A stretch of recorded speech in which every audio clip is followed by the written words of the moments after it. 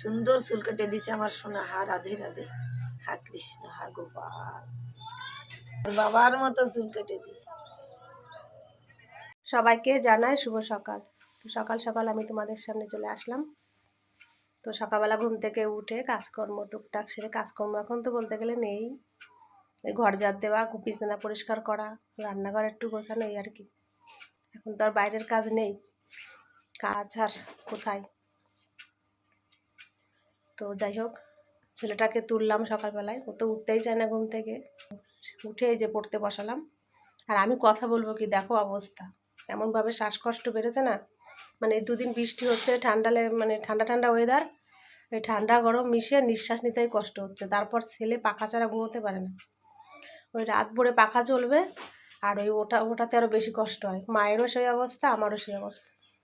আমরা তিনজন খাটেই থাকি, মা, আমি আর ছেলে, তিনজন থাকি এখন, একসঙ্গে ঘুমোই আর কি। তো এই হচ্ছে ব্যাপার, শ্বাসকষ্টে কথাই, মানে সকালবেলাটা বেশি কষ্ট হয়, দুপুরবেলা অসুবিধা তেমন একটা হয় না, নিঃশ্বাস নিতে প্রচুর কষ্ট হয়। তো যাই হোক,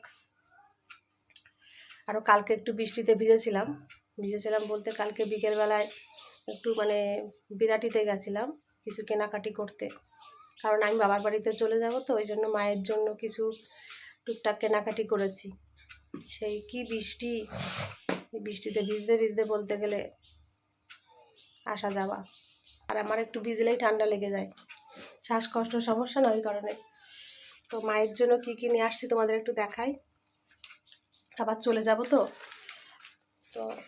মায়ের একটু দিয়ে যায় জিনিসপত্র, যেটুক পারবো সেইটুক আমি দেবো, আর কি করব। আমারও তো এদিকে অবস্থা, কাহিল কাজকর্ম নেই, কিছু নেই, চিন্তায় মাথায় হাত। কত লোকরে বললাম এখানে কাজের কথা, যে কাজ যদি কেউ পাও তাহলে একটু বলো আমাকে, রান্নার কাজ কিংবা আয়ার কোনো কাজ যদি পাই তাহলে আমাকে খবর দেবে, তাই বলেছে। এখন দেখা যাক কবে খবর দেয়। ভেবে বসে থাকলে আমারও চলছে না, শরীর মনটা কিছুতেই ঠিক করতে পারছি না, টেনশনে আরও বেশি খারাপ লাগছে। তো ওই জন্য বললাম আশেপাশে কজনকে, দেখা যাক যদি কাজ পেয়ে যায় ওরা খবর দেবে, তাই বলেছে আমাকে। এখন কী করে দেখি। এই দেখো, কালকে বাজার করে নিয়ে আসছি, তো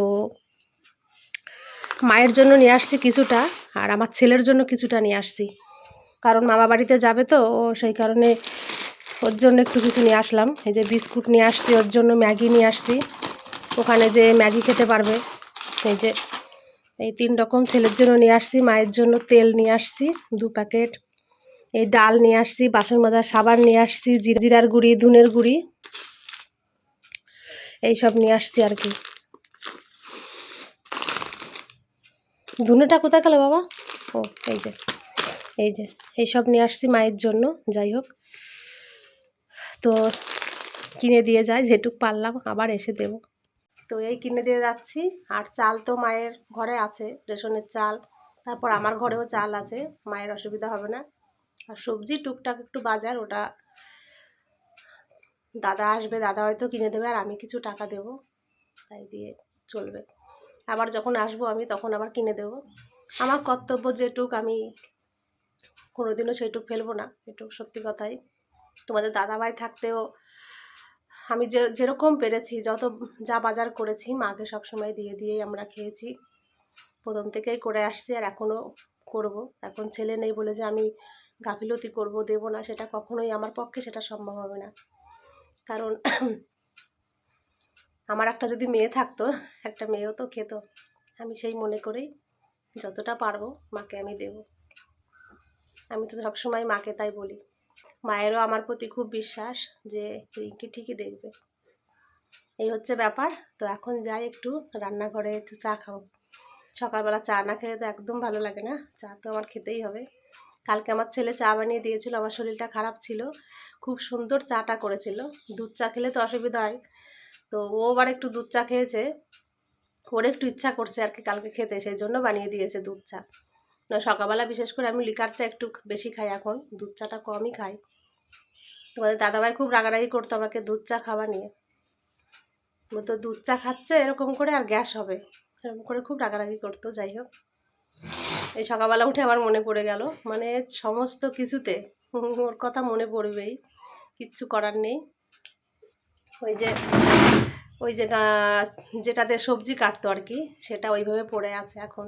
ওটাতে আমি ব্যবহার করি না, আমি তো বটি ব্যবহার করি, আর ও ছুরি দিয়ে কাঁচি দিয়ে ওটা দিয়েই মানে সবজি কাটতো। তো সেই জিনিসটা ওইভাবে এখন পড়ে আছে, ওটার ব্যবহার আপাতত করা হচ্ছে না। তো সামনের পরে সমস্ত জিনিসই দেখি আর এরকম মনে পড়ে, এটা তো আর ভোলার সম্ভব না। যতদিন আমি বেঁচে থাকবো ততদিন আমার মনে থাকবে, কিচ্ছু করার নেই। যে যা বলুক না কেন আমার মনে থাকবেই, থাকতে হবেই, আর আমি কোনোদিন ভুলতে পারবো না, এটাই হচ্ছে ব্যাপার। তো যাই, তোমাদের সঙ্গে পরে আবার কথা বলি। এই যে আমার ছেলের জন্য সকালবেলা পাস্তা রেডি হয়ে গেছে। তো এই পাস্তা আমি এখনো খাইনি কোনো দিন। তো এই পাস্তাটা খুব সুন্দর পাস্তা, কালকে স্মার্ট বাজার থেকে নিয়ে আসছিলাম, ছেলের নাকি খুব পছন্দ হয়েছে, তাই ওর জন্য কিনে নিয়ে আসলাম। তো খেয়ে বলুক ছেলেটা কেমন খেতে, দেখি। আমার খাওয়া হয়ে গেছে। ভালো খেতে বলছে, ওর নাকি খাওয়া হয়ে গেছে। কোথা থেকে খেয়েছিস? হ্যাঁ, খেয়েছি। এই যে গন্ধ তো বেশ সুন্দর বেরিয়েছে, খেতে সেই লাগবে। একটা পাস্তার প্যাকেটের দাম নিয়েছে 35 টাকা। নাও, সকালবেলা হয়ে তোমার এটা খেলেই পেট ভরে যাবে, বুঝলে বাবা? খেয়ে নাও, খেয়ে তারপর নিলিবিলি পড়তে বসো। হ্যাঁ মনা, পাস্তা ভালো খেতে, খুব সুন্দর টেস্টি। খাও, এটা খেলে তো সকালে পেট ভরে যাচ্ছে, তাই তো? তাহলে সকালে ভাত খাবে না? ঠিক আছে, ভাত আছে কালকের, ওগুলো আমি খেয়ে নেবো, আর ছেলে পাস্তাটা খেয়ে নিক। আমি এখন একটু চা বিস্কুট খাচ্ছি, ব্যাস। আমরা এই চা খেলাম, আমি চা খেলাম, ছেলে পাস্তা খেলো। খাওয়া দাওয়ার পর এখন এই যে বসেছি ছেলের সঙ্গে পড়াশোনা করতে। মানে ছেলেকে প্রশ্নগুলো সব লিখে দিচ্ছি, প্রশ্ন উত্তর সব লিখে দিচ্ছি, ও মুখস্থ করে আমাকে পড়াগুলো দেবে। তো তার জন্য এখন বসে বসে কাজগুলো করছি আর কি। কতদিন লেখাটাকা কিছুই করিনি, তো হাতের লেখাটা কেমন বাজে হয়ে গেছে আমার।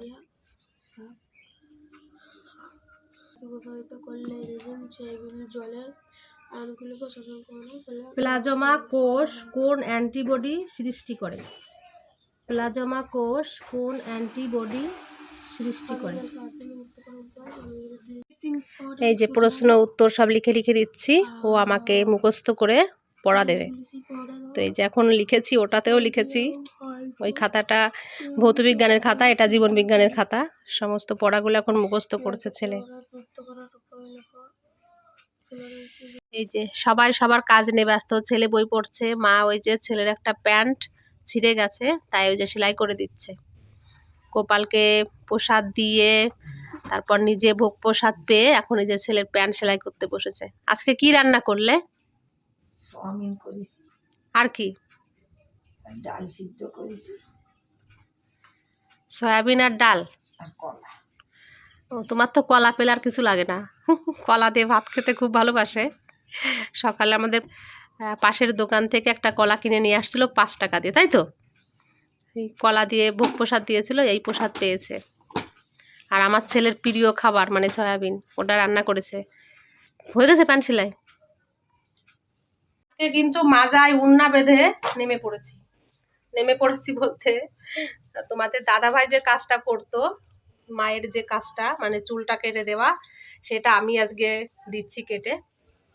তো মা আজকে কদিন ধরেই বলছে যে আমার চুলটা কেটে দে, আমার চুলটা কেটে দে। তো তার জন্য আজকে কাঁচি নিয়ে বসেছি, চুলটা আজকে কেটেই দেবো, কিচ্ছু করার নেই। চুল কাটবা? কাটতে ইচ্ছা করছে? এইরকম করে এনে একদম ছোট ছোট করে দাও, এনে তো ছোট ছোট করে দাও। বলে কি ওরকম করে ছোট ছোট করে দিতে বলছে, তোমাদের দাদা ভাই ওরকম করে চুল কেটে দিত, তাই আজকে ধরছে, দেখো কিভাবে। আমাদের থাকবে একেবারে ছোট করে দাও, দাও দাও দাও, আর এরকম করে বেশি করে ধরে দাও।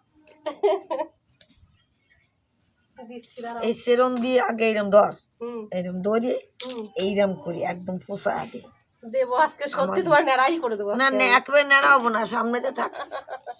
ঠিক আছে, এই কানের গোড়াটা একদম পরিষ্কার করে দেওয়া, বুড়বুড় না করে।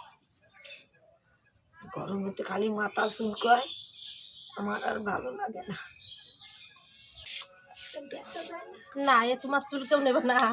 মা বলছে এই চুল নাকি, এই চুল বেচা যায় না, তাই বলছে এরকম চুল কেউ কিনবে বলো তো, ছোট ছোট চুল।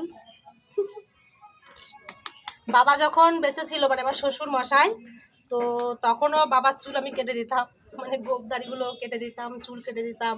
তাই আজকে মনে পড়ছে, তোমাদের দাদা ভাইয়েরও চুল কেটে দিতাম আমি।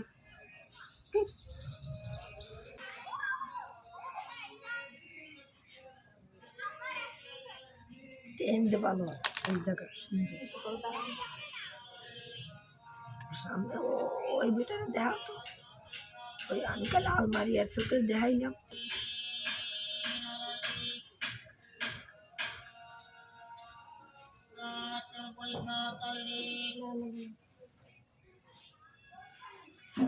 আমার ছেলেও দেখো চলে আসছে ওর ঠাম্মার সঙ্গে চুল কাটা। না না, পারবি না পারবি না পারবি না, ওরা পারবি না কিন্তু। ও নষ্ট করে দেবানি, ও নষ্ট করে দেবানি, আর কাটতে দেবে না, আমি আর কাটবো না। ওরা চুল কাটতে বোঝো? আমি তো বুঝি না। ঠাম্মা আসলে দেখুক কি হয়েছে, ছোট হয়েছে। দাঁড়াও, আমাদের একটু বড় বড় আছে, সেগুলো একটু দিয়ে দাও। মেলা দিন তাহলে কাটা কাটা রান্না, এনতে যেটুক লম্বা টম্বা আছে দিতে সমান করে। ওই তো ওর সামনে দিয়ে কেউ বুঝতে না আমার চুল কাটা।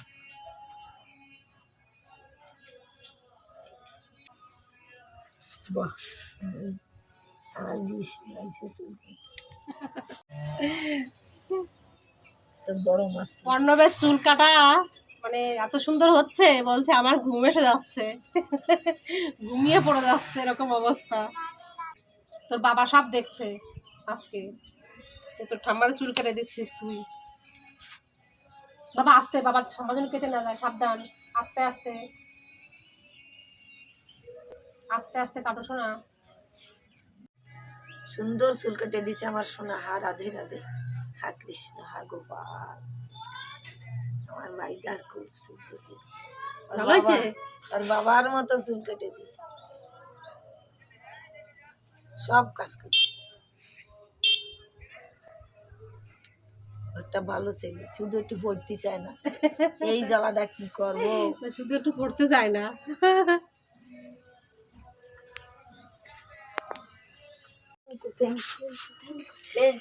মায়ের চুল কাটা হয়ে গেছে, দেখো কি সুন্দর করে কেটে দিয়েছে আমার ছেলে।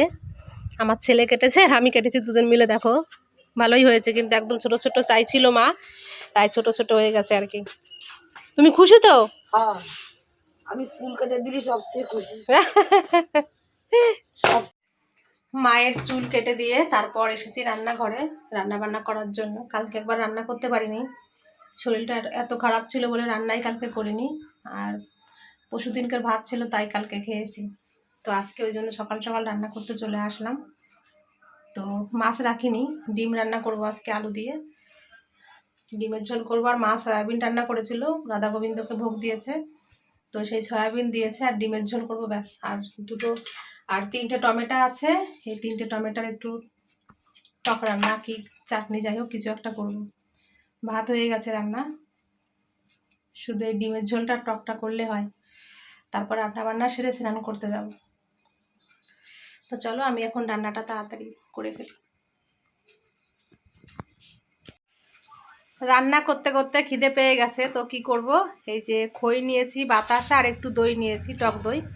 তো এটা এখন খেয়ে নিই, খিদে পেয়ে গেছে। সকালবেলায় চা বিস্কুট খেয়েছিলাম, তো এখন একটু এটা খেয়ে নিই, তারপর রান্না বান্না করি। রান্না করে স্নান করে তারপর আসলাম। তো ছেলের খাওয়া দাওয়া কমপ্লিট হয়ে গেছে, রান্না করতে করতেও খিদে পেয়ে গেছিলো। তো আমার শাশুড়ি মা তো আজকে সয়াবিন রান্না করেছে, ওই সয়াবিনের তরকারি দিয়েছিল, তো ওগুলোতে ভাত খেয়েছে। আর আমার যে কি হয়েছে, রান্না করলাম দেখো কত ভাত তরকারি সব ধরা, ডিমের ঝোল, কিন্তু আমার খেতেই ইচ্ছা করছে না। কি যে হয়েছে, বর্তমানে কোনো খাবারের প্রতি কোনো রুচি নেই। যে দই খই খেলাম একটু, ব্যাস খিদে শেষ। তো এই হচ্ছে ব্যাপার, আমার খাবারের এখন কোনো মানে নির্দিষ্ট টাইম নেই। তোমাদের দাদাভাই থাকতে যেমন টাইম মতন একটু খেতাম, তো এখন আর সেই জিনিসটা হচ্ছে না। এখন দুপুরের খাওয়া হয়তো বিকালে খাচ্ছি, তো বিকালবেলা খেলে পরে রাত্রে আর খেতে পায় না, প্রায় রাত্রেবেলা না খেয়ে থাকি, এরকম একটা ব্যাপার হচ্ছে। আমি এই জামা কাপড়গুলো গুছিয়ে ফেলছি, কালকে চলে যাব বাবার বাড়িতে, সেজন্য সব গুছিয়ে রাখছি। তো এই জিনিসগুলো এই যে ভরবো এখন, ছেলের খাবার দাবার যেগুলো আছে একটু মানে ব্যাগের ভিতর ভরে রাখি, ভোরবেলা একদম বেরিয়ে যাব। তো কালকে ভোরের ট্রেন ধরবো, কারণ বনগাঁ লোকাল প্রচুর ভিড় হয়, বেলার দিকে গেলে প্রচণ্ড ভিড় হয়, তো সকালবেলায় একদম চলে যাব। তো এখন ব্যাগগুলো গুছিয়ে ফেলি তাড়াতাড়ি, অসুবিধা হবে না। তো যাই হোক, আমার ভিডিওটি আমি এখন এখানেই রাখছি, তোমরা সবাই খুব ভালো থেকো।